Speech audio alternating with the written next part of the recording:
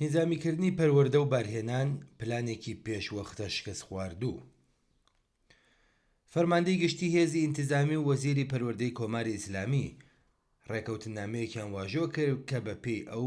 پۆلیس دەتوانێت بە فەرمی بچێتە ناو خوێندنگاکان. بە پێی ئەو ڕێکەوتنامەیە هێزە ئینتیزامیەکان لە بواری پەروەردەدا کۆمەڵێک دەسەڵاتیان پێدراوە و دەتوانن بە زۆر حجاب بەسەر خوێندکارانی خوێندنگاکاندا بسەپێنن. ڕاگەیاندنەکانی ئێران ڕۆژی یەکشەممە 30 خاکەلێەوە ڕایانگەیاند کە بە پێی ڕێکەوتنامەیەکی هاوبەش لە نێوان ئەحمەد ڕەزا ڕادان فەرماندەی گشتی هێزی ئینتیزامی و عەلی ڕەزا کازمی وەزیری پەروەردەی دەوڵەتی مەسعود پزیشکیان واژۆ کراوە پۆلیس بە فەرمی ڕێگەی پێدراوە بچێتە ناو خوێندنگاکانی وڵات. عەلی ڕەزا کازمی لە ڕێوڕسمی واژۆکردنی ئەم ڕێکەوتنامەیەدا بە شانازیەوە خۆی وەک سەربازی ئەحمەد ڕەزا ڕادان ناساند و وتی بەو ڕێکەوتنامەیە لەگەڵ پۆلیس دەتوانین زیاتر لە ڕابردوو کار لەسەر کەلتوری خوێندنگاکان بکەین.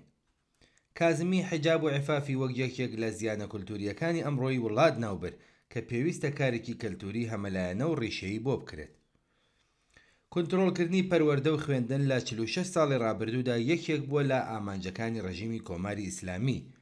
بەرپرسانی ڕەژیم بە مەبەستی کۆنتڕۆڵکردنی بواری پەروەردە و ڕێگریکردن لە شکستی ئاین لە بەرامبەر زانستدا خوێندنگاکانیان کردووە بە ناوەندی فێربوونی خوراافات و درۆ و چەواشەکاری ئاینی. کۆماری ئیسلامی هەر لە سەرەتاوە دژایەتی خۆی لەگەڵ خوێندکاران، زانکۆ و زانست نیشاندا و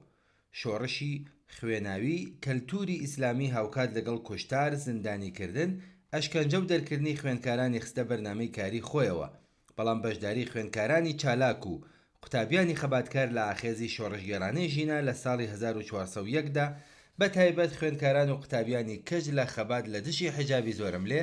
سەرەڕای تونند و توێژی و وەحشیگەریە دژە خەڵکیەکانی هێزە چەکدارەکانی ڕەژیم نیشانەیەکی ڕوونە لە شکستی بە تەواوەتی پلانەکانی ڕەژیم و شۆڕشە کەلتوریە شکست خواردووەکەی و جگەلەوەش نیشانەی ئەوەیە کە خوێندکاران و قوتابیان بەردەوام هێزێکی پتە و شلگێری بزوتنەوەی شۆڕشگێڕانەی جەماوەری بوون و ئێستاکەش هەن.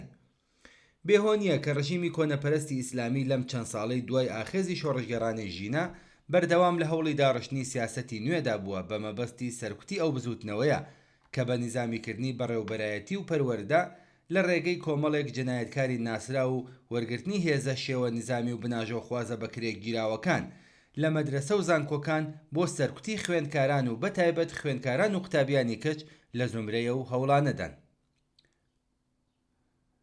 ڕژیم بە دەرکردنی سەدان مامۆستای دڵسۆز و پابەند بە زانست و زانیاری و جەماوەر و خەباتی جەماوەری، هەروەها بوار ڕەخساندن بۆ تاقمێکی کۆنەپەرست، دژە زانست و لایەنگری خوراافات و دواکەوتویی وەک معلم و مامۆستا لە قوتابخانە و زانکۆکان و هەروەها دانانی کەسانی وابەستە بە خۆیان وەک بەرپرسی قوتابخانە و زانکۆکان و ژمارەیەک لات و چەقۆکێش وەک هێزی چاوەدێری و پاراستن هەوڵی داوە بە زەبری زۆر و سەرکوت کۆنتڕۆڵی زانکۆ و خوێندنگاکان پەرە پێبدات و بە بەرتەسکردنەوەی هەرچی زیاتری مەودای ئازادی کچانی قوتابی شێوەی ژیانی دڵخوازی خۆیانیان بەسەردا بسەپێنێت. واژۆکردنی ئەو ڕێکەوتنامەیەی نێوان وەزارەتی پەروەردە و فەرماندەی گشتی هێزی ئینتیزامی نیشانەی ئەوەیە کە ڕژیمی کۆماری ئیسلامی دەیەوێت پلان و ڕێکاری نوێ بە مەبەستی کۆنتڕۆڵ و سەرکوتی هەرچی زیاتری قوتابیان بگرێتە بەر. ئەم بابەتە بە لەبەرچاوگرتنی پێشینە و مێژووی هێزی ئینتیزامی لە سەرکوتی خەڵکو و بەکارهێنانی توندوتیژی دژ بە ناڕازیان زەنگێکی مەترسیە بۆ پەرەسەندنی پێشێلکردنی هەرچی زیاتری مافی قوتابیان لە خوێندنگاکانی ئێران و نیشانەی هەوڵدانە بۆ جێگیرکردنی پرسی کۆنتڕۆڵی ئەمنیەتی لە تەمەنێکی زۆر کەمەوە کە ئەمەش بە پێچەوانەی بنەماکانی مافی مناڵان و مافی خوێندنە لە ژینگەیەکی ئازاد و ئەمندا. هاتنی هێزی نظامی و چاودێری بۆ ناو ژینگە پەروەردەییەکان نەک هەر ناتەبایە لەگەڵ ڕۆحی پەروەردەیی و ڕاهێنانی قوتابخانەکان، بەڵکو دەبێتە هۆی پێکهێنانی ترس و دڵەڕاوکێ و زیانێکی دەرونی جددی بە خوێندکاران و بە تایبەت کچانی تازەلاو دەگەێنێت.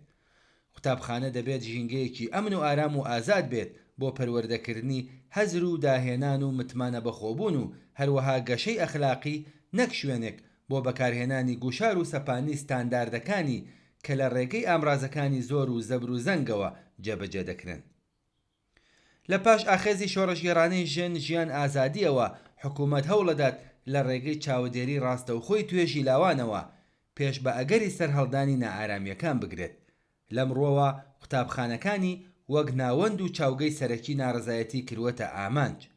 بوونی پۆلیس لەو ناوەندانە دەتوانێت ببێتە هۆی چاودێری بەسەر ڕەفتار و جلوبەرگ و تەنانەت بیر و باوەڕی خوێندکاران کە ئەمەش پێشێلکاریەکی ئاشکرای مادەی 16 پەیماننامەی مافەکانی منداڵ و بەزاندنی سنووری ژیانی تایبەتی تاکەکانە.